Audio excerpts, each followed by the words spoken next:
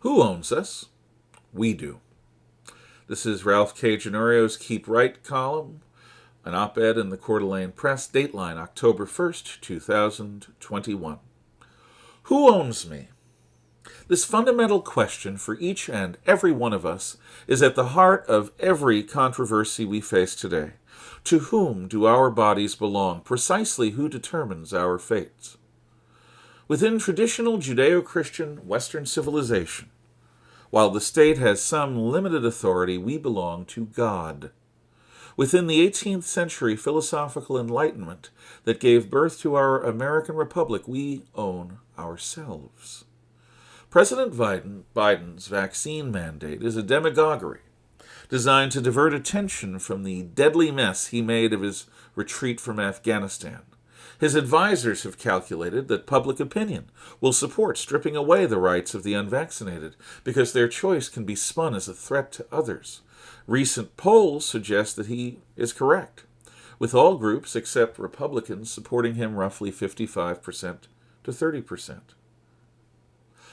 Honestly, this support alarms me more than anything else. It indicates a public willingness to doom others to second-class citizenship.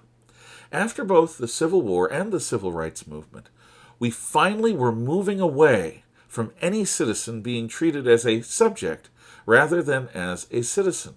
Biden, the Democrat coalition, and apparently the moderate majority seems to be willing to create a new target group who will be deprived of their rights to free speech, freedom of assembly, the free exercise of their productivity, and even equal protection under the law. This majority is claiming ownership over the bodies of others.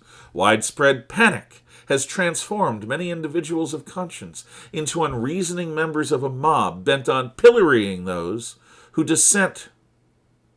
We should not ever want to blame and victimize our fellow citizens because in good conscience they happen to disagree with us. We do not need the federal government to shred both federalism and our constitutional separation of powers. We need to trust in our free institutions and embrace persuasion instead of compulsion. We need to be worthy stewards of our freedom, or we will surely lose it. When the rights of any of us are stolen, we are all placed at greater risk. Anti-Jewish laws in Hitler's Germany made it easier to punish all non-Jewish Germans who stood against National Socialism. Every anti-black law in the Jim Crow South made it easier to harm anyone who struggled for civil rights, no matter their color. When totalitarians arise, no one is safe. This issue should not be partisan, even now.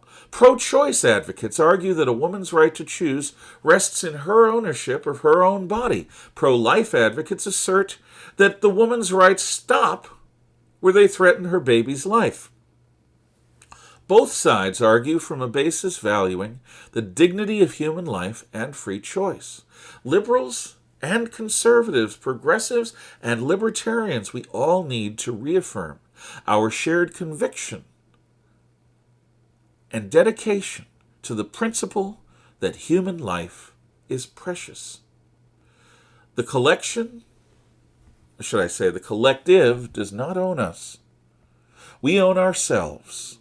The mob has no legitimate claim to enslave us. This president is neither a god nor a king. Our American Revolution was fought to prevent any chief executive from mandating just these sorts of choices for us. As our forefathers did then, we must not comply.